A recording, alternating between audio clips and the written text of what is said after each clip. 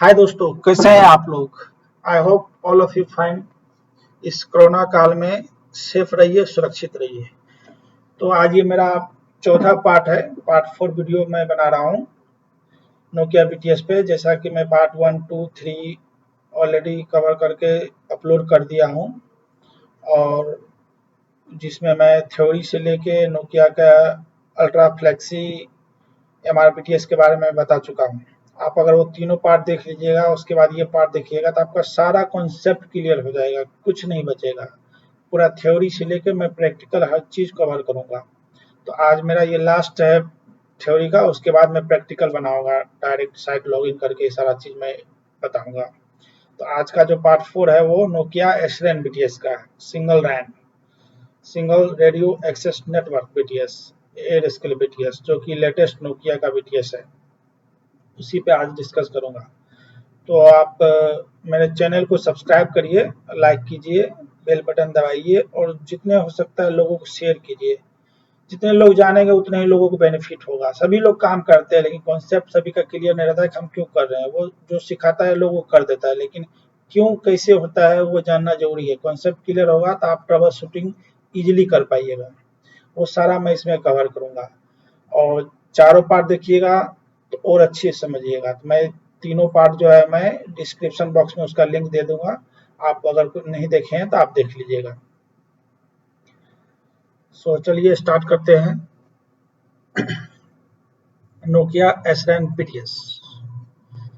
सो अगर एसरैन बीटीएस जो स्टार्टिंग जो बीटीएस हुआ था वो फ्लेक्सी मल्टी रेडियो 10 बीटीएस था, जो कि 2016 में स्टार्ट हुआ था। इसका फर्स्ट जो रिलीज हुआ था एसरैन 16.2 हुआ था, जिसमें जीएसएम, डब्ल्यूसीडीएमए और LT FDD, only FDD support करता था उस टाइम में। और उसका जो एसबीटीएस सॉफ्टवेयर था, एसबीटीएस 16.2 था, और जो सिस्टम मॉड्यूल यूज हो रहा था एफएसएमएफ। इससे पहले भी एफएसएमएफ सिस्टम मॉड्यूल यूज हो रहा था, लेकिन उस टाइम में वो ओनली एलटी सपोर्ट कर रहा था। लेकिन इसको अपग्रेड करके इसमें सारे टेक्नोलॉजी एक साथ आ गए, मतलब जीएसएम, डब्ल्यूसीडीएमए और एलटी तीनों आ गए। तो एसएन का नाम से क्लियर है कि एक बीटीएस है जिसमें एवरीथिंग इन वन बीटीएस। एक ही बीटीएस में सारे टेक्नोलॉजी, जीएसएम, 3G, 4G, एक कॉमन इसका सिस्टम मॉड्यूल है। जो ये जो वर्जन है स्टार्टिंग है 16.2, ये ओनली 3 टेक्नोलॉजी सपोर्ट कर रहा है, जीएसएम, डब्ल्यूसीडी में एलटी। आगे जाके 566 टेक्नोलॉजी सपोर्ट करता है एयर स्केल बीटीएस। और आरएफ जो मॉड्यूल है वो शेयर कर सकते हैं। ये कोई जरूरी नहीं है कि जीएसएम के लिए अलग आरएफ मॉड्यूल लगाया है, डब्ल्यूसीडीएमए का अलग लगाया है, एलटी का अलग लगाया, नहीं, एक ही आरएफ मॉड्यूल आप तीनों के लिए आप शेयर कर सकते हैं। उसके बाद इसका कॉमन ओएनएम आर्किटेक्चर होगा, ऑपरेशन एंड मेंटेनेंस। इसका कॉमन ट्रांसपोर्ट रहता है सारे टेक्नोलॉजी के लिए। ऐसा नहीं कि जीएसएम के लिए अलग से हम लिंक लाए, डब्ल्यूसीडीएमए के लिए अलग से लाए, एलटी के लिए अलग नहीं, एक ही कॉमन है, वही पे आपका तीनों टेक्नोलॉजी चल जाएगा। और इसको लॉगिन करने के लिए आपको कोई एप्लीकेशन डाउनलोड करने की ज़रूरत नहीं है, इंस्टॉल करने की ज़रूरत नहीं लैपटॉप में। ये वेब ब्राउज़र से एसबीटीएस एलिमेंट मैनेजर से ही लॉगिन हो जाता है। साइट का आईपी है आपके पास तो आप डायरेक्ट आप लॉगिन कर सकते हैं उसके सर्वर में जाने के बाद। इसका कैपेसिटी जो है पिछले जितने भी बीटीएस अभी तक आए हैं उस सबसे 10 गुना ज़्यादा कैपेसिटी है, और इसका इंस्टॉलेशन वगैरह भी बहुत ईजी है। ठीक है, इसको इस कॉन्सेप्ट में समझते हैं। मान लीजिए जो पहले का था बीटीएस, अगर मान लीजिए साइट पे 2G, 3G और 4G तीनों है, ठीक है, तो आप 2G के लिए आप एस्मा लगाए, 3G के लिए आप एफएसएमडी लगाए, 4G के लिए आप एफएसएमएफ लगाए। चलिए आरएफ मॉड्यूल इसमें शेयरिंग है, वो हम तीनों शेयर कर लिए तीनों टेक्नोलॉजी के साथ। तो 3 हार्डवेयर तो लग गया। कैपेसिटी के अनुसार आपको जरूरत पड़ा तो इसमें ऐसा लगाना पड़ गया। अगर इसमें कैपेसिटी बढ़ाने की जरूरत तो एफएसएमडी लगाना पड़ गया, या एक और एफएसएमएफ लगाना, तो हार्डवेयर आपका काउंट बढ़ जाएगा ना।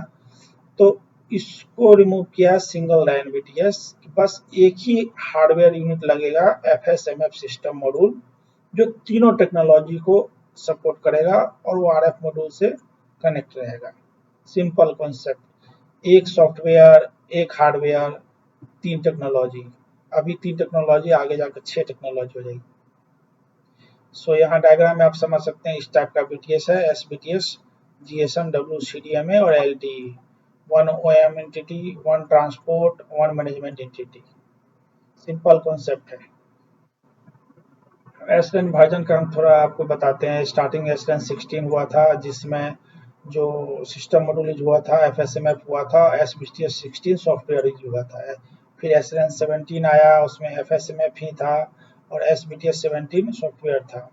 एसरेन 18 से एयरस्केल बीटीएस की एंट्री हो गया और उस समय एसबीटीएस 18 सॉफ्टवेयर था। अब तो एसरेन 19A, 19B, 20A लेटेस्ट आया है, जस्ट अभी 20 आ गया है और वो एयरस्केल बीटीएस को सपोर्ट करता है और इसका सॉफ्टवेयर ये है। ये देखिए एफएसएमएफ सिस्टम मॉड्यूल। एफएसएमएफ सिस्टम मॉड्यूल पहले ही बताया आपको मेरे पहले वाले वीडियो में कि एफएसएमएफ में दो पार्ट होता है। हार्डवेयर, एक ही सिस्टम मॉड्यूल हुआ एफएसएमएफ, बट उसमें दो स्लॉट रहता है एफबीबीए।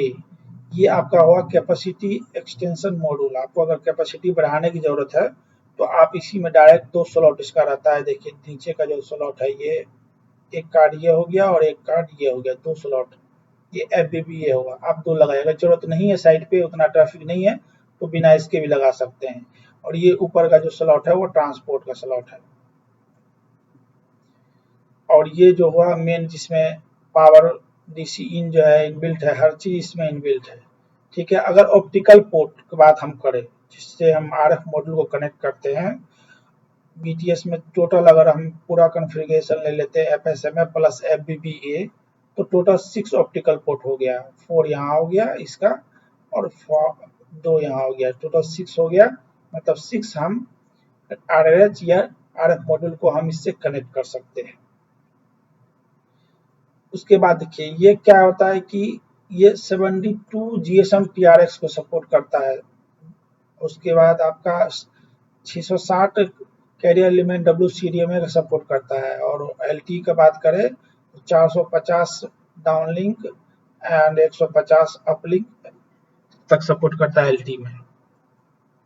अदर पोर्ट का हम बात करते हैं। ये देखिए बीबी एक्सटेंशन 1 एंड एक्सटेंशन 2, दो पोर्ट बीटीएस में खुद है और एक पोर्ट जो है आपका एफबीबीए में, टोटल 4 पोर्ट हुआ।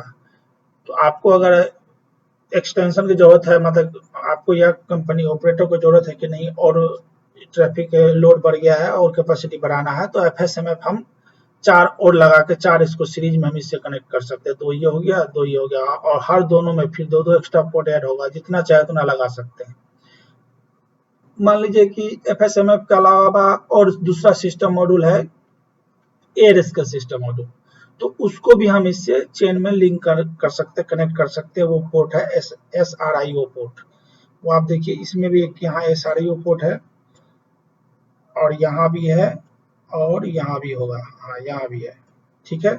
ये 3 पोर्ट, इससे 3 हम लोग एयरस्केल बीटीएस को भी कनेक्ट कर सकते हैं। अनलिमिटेड है। पहले एक लिमिटेड फिक्स रहता था कि भाई हम 8 या 9 बीटीएस ही लगा सकते, जैसे अल्ट्रा में आप 9 अल्ट्रा बीटीएस लगा सकते हैं, लेकिन इसमें ऐसा नहीं, अनलिमिटेड, जैसा रिक्वायरमेंट है उतना, क्योंकि रिक्वायरमेंट इतनी बढ़ गई है, इतना डेटा का डिमांड है अभी मार्केट में, क्योंकि इंडस्ट्री तक भी अब कनेक्ट हो रही है, पूरा हर चीज ऑटोमेशन में हो रहा है, तो डेटा का जाहिर सी बात है रिक्वायरमेंट बढ़ेगा ही। तो जितना रिक्वायरमेंट बढ़ेगा उतना हार्डवेयर लगेगा। पहले था कि 2G के लिए बहुत ज़्यादा लगाओ, 3G के लिए हार्डवेयर लगाओ, 4G के लिए हार्डवेयर लगाओ। अब सिर्फ एक सिंगल हार्डवेयर और सिंगल सॉफ्टवेयर लगा के जितना कार्ड लगाना है आप लगा दीजिए, सभी को चेन में आप एक दूसरे से कनेक्ट कर दीजिए जैसा जितना रिक्वायरमेंट है। ये आपका 4 पोर्ट जो हो गया, जो आरएफ मॉड्यूल को या आरएच को पावर देगा। 4 इसमें होगा, डीसी यहाँ भी डीसी का पोर्ट है और ये आपका डीसी इन आपका सिस्टम मॉड्यूल एफएसएमएफ का हो गया। ये आपका ईएसी एचडीएमआई केबल इस पे लगेगा, जो कि एक्सटर्नल अलार्म के लिए हो गया। ये आपका जीपीएस कनेक्टिविटी के लिए हुआ, सिंक्रोनाइजेशन के लिए, सिंक इन और सिंक आउट। सिंक इन में जीपीएस से आएगा केबल, इसमें लगेगा। अगर दूसरे बीटीएस हमको यहाँ लगाना है तो वो सिंक आउट में, यहाँ से निकल के, सिंक आउट से निकल के दूसरे सिस्टम मॉड्यूल के सिंक इन में लग जाएगा। ठीक है। चलिए अब आगे बढ़ते हैं नोकिया का एयरस्केल बीटीएस। ठीक है। अब एयर स्केल बीटीएस की बात करें तो एयर स्केल बीटीएस का कैपेसिटी और बहुत ज़्यादा हो गया, मतलब एफएसएमएफ से भी ज़्यादा। उसमें तो आपको एफएसएमएफ ज़्यादा लगाना, लेकिन एयर स्केल उतना लगाने की जरूरत नहीं पड़ती, लेकिन हम जरूरत है तो आप जितना चाहे उतना एयर स्केल लगेगा। वही ये आप देखें डायग्राम में, ये एमिया, इस सबरैक को एमिया कहते हैं। ये इंडोर यूनिट है, लेकिन इसको हम एज आउटडोर भी यूज करते हैं। बस वहाँ आउटडोर सबरैक जो है एमिया की जगह एमओव लगेगा, लेकिन कार्ड यही सब रहेगा। कार्ड आपका जो इसमें दो कार्ड लगता है, एक एविया कार्ड कैपेसिटी के लिए, एक एशिया कार्ड कॉमन कार्ड हो गया। ये अप टू एलटी मतलब 2G 3G 4G के लिए हो गया। मान लीजिए साइट पे आपको बहुत ज़्यादा कैपेसिटी बढ़ाना है तो दो एशिया लगाइए, एक लेफ्ट एक राइट, और 6 एविया लगाए, टोटल 36 आपका इंटरफेस हो गया। चाहे 3G का हो आरएच, चाहे 4G का हो या 2G का हो या तीनों को हो, आप तक 36 इस पे आप आरएच कनेक्ट कर सकते हैं इससे। ये सारे एविया के पोर्ट है, हर पे 6 पोर्ट रहते हैं, 6 एविया लगेगा तो आपका 36 हो गया। अगर मान लीजिए लेफ्ट में साइड पे 2 बीटीएस है तो पहले में लेफ्ट साइड फर्स्ट बीटीएस डालिए, राइट साइड सेकंड बीटीएस डाल दीजिए। अगर 5G भी है तो लेफ्ट में 5G लगेगा, सॉरी एलटी लगा, और राइट में 5G लग गया। बस 5G का केवल कार्ड चेंज हो जाता है। जैसे यहाँ एशिया कॉमन कार्ड है एलटी के लिए या 2G 3G के लिए, तो 5G के लिए एसी के यहाँ लग जाता है और इसमें एविल हो जाता है। बाकी किराए को सेम रहता है, एक तरफ एलटी एक तरफ 5G, दोनों कनेक्ट कर सकते हैं। इंस्टॉलेशन बहुत ईजी है, कॉमन सॉफ्टवेयर लग रहा है, कोई टेंशन नहीं है। 36 आपका ओबीएसआई और सिपरी आपका एलटी का इंटरफेस हुआ, सिस्टम मॉड्यूल और आरएच के बीच का। ओबीएसआई जो है वो 3G का हुआ, और ये मल्टीपल बैंड सपोर्ट करता है। जितने भी बैंड है, चाहे 700, 859, 900, 1900, 1800, 2100, 2300, सारे बैंड ये सपोर्ट करता है। थोड़ा इसका फीचर्स बता देते हैं। तो पहला फर्स्ट है कि एलटी में 28 जीबीपीएस तक सपोर्ट कर रहा है। मतलब आप समझ रहे हैं 28 कितना हो गया। इससे हम 2G 3G 4G सब चला सकते हैं एक साथ, और 5G अगर है तो 84 तक ये सपोर्ट करता है। ये 5 से 6 रेडियो एक्सेस टेक्नोलॉजी को सपोर्ट करता है, जैसे जीएसएम हो गया, डब्ल्यूसीडीएमए हो गया, एलटी का एफटीडी हो गया, एलटी का टीडी हो गया, 5G हो गया, आईओटी हो गया, इंटरनेट ऑफ थिंग्स हो गया, सारे टेक्नोलॉजी को सपोर्ट करता है। अनलिमिटेड सिस्टम मॉड्यूल चाहिए, मतलब इसका कहने का मतलब ये है कि हम जितना चाहे उतना एयर स्केल बीटीएस हम साइट पे लगा सकते हैं। जितना रिक्वायरमेंट है, जैसा रिक्वायरमेंट है वैसा लगा सकते हैं। केबल फ्लेक्सिबिलिटी, इसका मतलब ये हो गया कि हम जो बताया था ना कि एसआरआईओ पोर्ट जो है, उस पोर्ट से हम एफएसएमएफ रेडियो सिस्टम मॉड्यूल भी कनेक्ट कर सकते हैं। जैसे आप पहले से मान लीजिए एफएसएमएफ लगा हुआ है तो आप इससे कनेक्ट कर दीजिए। इसमें 60% स्मॉल साइज रहता है इसका, 60% लेस एनर्जी लगता है, एफिशिएंसी बहुत ज़्यादा है, मल्टी बैंड सपोर्ट करता है। लॉगिन करने के लिए आपको कोई एप्लीकेशन इंस्टॉल करने की जरूरत नहीं है, direct web element manager web browser से आप लॉगिन कर सकते हैं। सारे टेक्नोलॉजी एक साथ रहेंगे। कॉमन ओएनएम होगा, कॉमन ट्रांसपोर्ट होगा, वन मैनेजमेंट होगा, वन सॉफ्टवेयर पैकेज होगा, और ये सेंट्रलाइज यूनिट और डिस्ट्रीब्यूटेड यूनिट दोनों सपोर्ट करता है। सेंट्रलाइज यूनिट डिस्ट्रीब्यूटेड यूनिट आप क्लाउड में जब बीटीएस पढ़िएगा तो उसमें पता चल, उसमें एक सेंट्रलाइज यूनिट होता है और वहीं पे सारा सेंट्रलाइज यूनिट स्टोर हुआ, और जहाँ जहाँ आपको रेडियो लगाना है, आप जितने डिस्टेंस पे 10 किलोमीटर तक का रेंज रहता है, वहाँ पे जाके डायरेक्ट आप मैसी मीमो लगाइए। मैसी मीमो एक massive multi input multi output है, इसमें आरएच भी इनबिल्ट रहता है। आप डायरेक्ट लगाइए, एंटीना और ये आरएच दोनों का काम करता है, वो लगाइए। यहाँ से फाइबर 10 किलोमीटर रेंज तक जाएगा, जितना चाहे उतना हम लगा सकते हैं, इससे कनेक्ट कर देंगे। डिस्ट्रीब्यूटेड यूनिट में आपको जैसा रिक्वायरमेंट है वो जो एयर स्केल चल रहा है वही लगता है। अब थोड़ा हार्डवेयर का जैसा बता ही दिया हूँ कि 2G 3G 4G है तो आपको कॉमन में एशिया लगेगा और कैपेसिटी में एविया लगेगा। 5G में कॉमन में एसी लगता है और कैपेसिटी में एविल कार्ड लगता है। चलिए आप ये देखिए, एयर स्केल का जो एशिया सिस्टम मॉड्यूल है, कॉमन कार्ड जिसको बोलते हैं वो इस टाइप का आपको देखेगा हार्डवेयर में। इसमें क्या-क्या पोर्ट होता है, क्या-क्या फंक्शन होता है, मैं बताता हूँ डिटेल में। तो इसको कॉमन कार्ड इसलिए बोलते हैं कि इसमें आपको पावर देने के अलग से कुछ करना, पावर भी इसमें दे सकते हैं, जीपीएस कनेक्टिविटी, ट्रांसपोर्ट, सारा चीज़ इसमें है, इसलिए इसको कॉमन बोलते हैं। तो ये आपका डीसी इन हो गया आपका। इसके बाद ये देखिए ईएससी हो गया, मतलब आपको एक्सटर्नल अलार्म के लिए हुआ, ये सिंक्रोनाइजेशन के लिए जीपीएस का इन, जीपीएस का आउट हुआ। उसके बाद एसईआईए, ये आपका हो गया सिस्टम मॉड्यूल एक्सटेंशन, मतलब आपको और एक्सटेंशन करना है कैपेसिटी को, एयर बीटीएस लगाना है तो आप यहाँ से सभी एयर बीटीएस को आपस में जोड़ सकते हैं। जैसे मान ली एयर बीटीएस आया, यहाँ से निकल के दूसरे एयर में गया, वहाँ के SI2 से निकल के तीसरे में गया, इस तरह से वो चेन में कनेक्ट हो जाता है सभी। और एसआरईओ जो जैसा कि मैं बताया सर, इसका भी 2 पोर्ट होता है एसआरईओ को, जिससे हम 2 एफएसएमएफ सिस्टम मॉड्यूल कनेक्ट कर सकते हैं। बात चले ईआईएफ पोर्ट जो होता है वो ट्रांसपोर्ट का पोर्ट होता है। टोटल ईआईएफ का पोर्ट 5 पोर्ट होता है, ईआईएफ 1, ईआईएफ 2, 3, 4, 5। तो 1 और 2 जो होता है वो ऑप्टिकल कनेक्टिविटी के लिए होता है, जिसमें आपको एसएफपी इंस्टॉल करना पड़ता है, और जो 1 जीबीपीएस से लेकर 10 जीबीपीएस तक ये सपोर्ट करता है। ये पोर्ट आपको जैसा आपको कैपेसिटी की ज़रूरत है 10 जीबीपीएस तक आप इसमें लगा दीजिए। एसएफपी भी उसी रेट का होना चाहिए, पैच कोड लग गया, कनेक्ट हो गया आपको ट्रांसपोर्ट से 3G, 2G, 4G आप तीनों चला सकते हैं।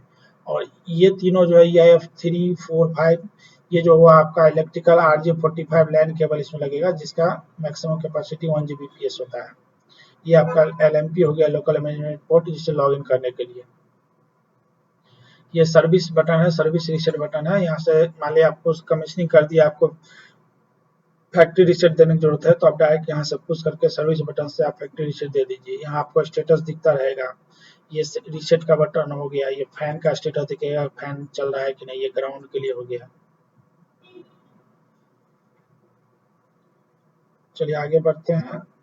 एविया कार्ड, एविया जैसा बताया, एविया में एक एविया कार्ड में 6 इंटरफेस पोर्ट होता है, RF पोर्ट, RF 1, 2, 3, 4, 5, 6, मतलब इससे हम 6 RRS को कनेक्ट कर सकते हैं।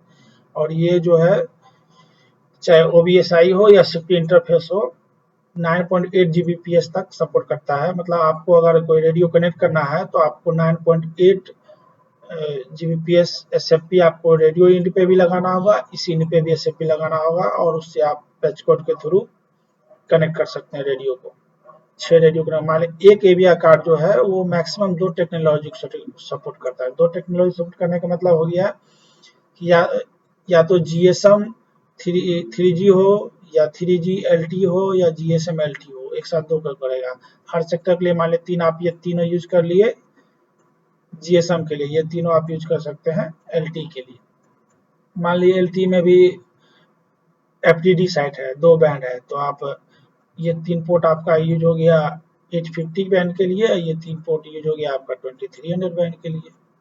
अल्फा बीटा गामा 3 सेक्टर होता है इसमें, अल्फा बीटा गामा तीनों सेक्टर के लिए यूज हो गया।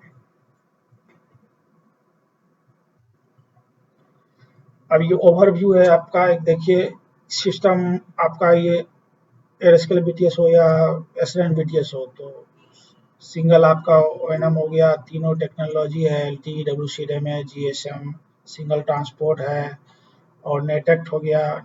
नेटेक्ट आपका है ही, मतलब नेटवर्क का एक टूल है जो network management system NMS use करता है, जो साइट का जो भी आप जितने भी साइट इंटीग्रेट हो जाते हैं उसको मॉनिटर करने के लिए, कंट्रोल करने के लिए, उसका एनालिसिस करने के लिए, कोई भी इंफॉर्मेशन बीटीएस से फेच करके उसको डायग्नोसिस करना, उसके कोई भी प्रॉब्लम को रिजॉल्व करना, ट्रबल शूटिंग करना, वो सारा हम नेटवर्क के थ्रू करते हैं। नेटवर्क का भी मैं वीडियो बताऊंगा कि नेटवर्क कैसे होता है। नेटवर्क के लिए कोई एप्लीकेशन इंस्टॉल करने की जरूरत नहीं है, ये भी डायरेक्ट वेब ब्राउजर से ही लॉगिन हो जाता है नेटवर्क। बस नोकिया का आपके पास RAS client, RAS RAS client software होना चाहिए, जिसमें आपको एक्सेस अगर है तो आप नेटवर्क डायरेक्ट लॉगिन कर लीजिए। नेटवर्क लॉगिन करके आप साइट को आप इजीली लॉगिन कर सकते हैं। मान लीजिए कोई न्यू साइट है, तो न्यू साइट पे आईपी मिला, उसका एससीएफ डिज़ाइन हो गया, आप साइट पे जाइए, जो ऑपरेटर जो भी सॉफ्टवेयर यूज़ कर रहा है, वो सॉफ्टवेयर उसमें आप डालिए, फिर आप एससीएफ पुश कर दीजिए, उसके बाद आप आरएच कनेक्ट कर दीजिए एविया कार्ड से, उसके बाद आप उसमें ट्रांसपोर्ट बैकहॉल केबल कनेक्ट करके आप ट्रांसपोर्ट कनेक्टिविटी कंप्लीट कर दीजिए। उसके बाद वो रिमोटली आईपी के थ्रू साइट पिंग होने लगेगा कि साइट चेक कर सकते हैं कि साइट लॉगिन हो रहा है कि नहीं रिमोटली। जैसे साइट लॉगिन हो गया, उसके बाद हम नेटवर्क में उसको जाके उसको क्रिएट कर देते हैं उसका नेटवर्क एलिमेंट को। उसके बाद मॉनिटर में जाकर उस साइट को मॉनिटर करते हैं, क्या अलार्म है क्या नहीं है, जो भी हो हर चीज़ वहाँ से मैनेज हो जाता है। सॉफ्टवेयर अपडेट करने की जरूरत पड़ा तो डायरेक्ट वहीं से सॉफ्टवेयर अपडेट हो जाता है। पहले जैसे बीटीएस और नेटवर्क के बीच में डायरेक्ट बीटीएस मीडिएटर था, वो हट के अब डायरेक्ट नेटवर्क हो गया है। ओएसएस ऑपरेशन सपोर्ट सिस्टम वही नेटवर्क का बात हो रहा है। जैसे पहले 3 बीटीएस था, 2G के लिए अलग, 3G के लिए अलग, 4G के लिए अलग। तो 2G का नेटवर्क के बीच का इंटरफेस Q3 था और ये दोनों का LTE और 3G का NWI3 था। तो वो तीनों अलग कनेक्टिविटी करना पड़ता था, अलग 2G अलग क्रिएट करना पड़ता, सब कुछ अलग करना पड़ता था। अब क्योंकि 3 हार्डवेयर था, अब कॉमन हार्डवेयर हो गया, तो बस इंटरफेस तो वही रहेगा अलग-अलग, लेकिन हार्डवेयर कॉमन हो गया, कॉमन सारा चीज़ हो गया, तो बहुत ज़्यादा ईज़ी हो गया है।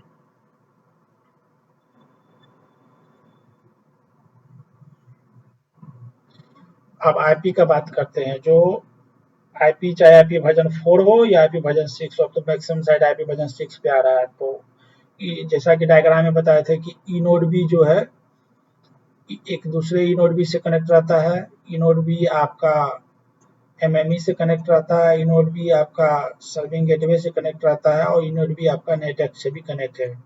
तो ई नोड बी और ई नोड बी के जो बीच यूज होता है, वो यूजर और कंट्रोल प्लेन यूज होता है। और आपको पता है कि एमएमई से कंट्रोल पैनल प्लेन के थ्रू कनेक्ट रहता है और सर्विंग गेटवे से यूजर प्लेन, और जो नेटवर्क से कनेक्ट है वो एम प्लेन, मैनेजमेंट प्लेन।